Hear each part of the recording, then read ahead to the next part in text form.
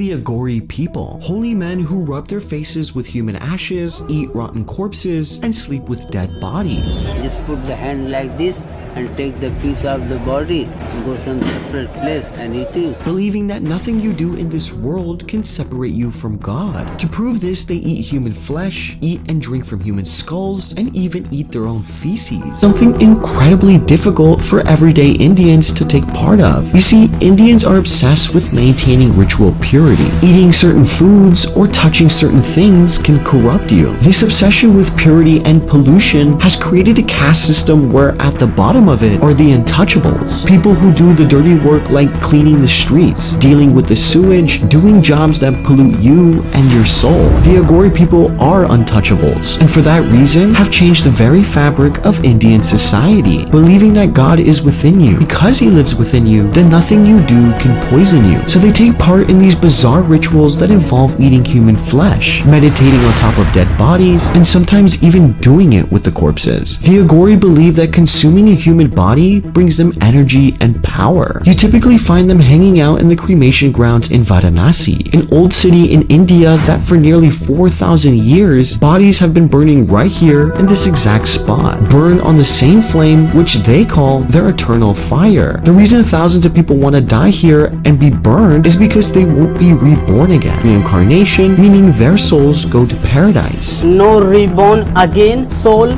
paradise. After being burnt, the rest of the bones and the ashes that remain are thrown into the Ganges River. The same river where you'll have bodies floating in the water right next to kids and families bathing and swimming. It's the same river where the Aghori walk along the banks looking for bodies to fish out. Despite their extreme practices and lifestyle, a true Aghori will keep himself away from killing and will never hurt anybody. The only bodies they eat are the ones they find along the river. They believe whatever they are working for, Lord Shiva will bless them by fulfilling their wishes. They believe when you take a blessing from Shiva fire, it protects them for life, grows your family for life, and gives health from generation to generation. The Aghori follow a very strict and intense religious practice that sees everything as divine and everything as one. And if there is one thing you can learn from the Aghori, is that everything in this world is connected to spirituality. Aghori rituals don't harm others, nor do they interrupt daily life here in Varanasi. Yet they're constantly shamed and hated for having their own set of beliefs. So much so that there's an Indian metaphor using the term Aghori when referring to someone who looks dirty.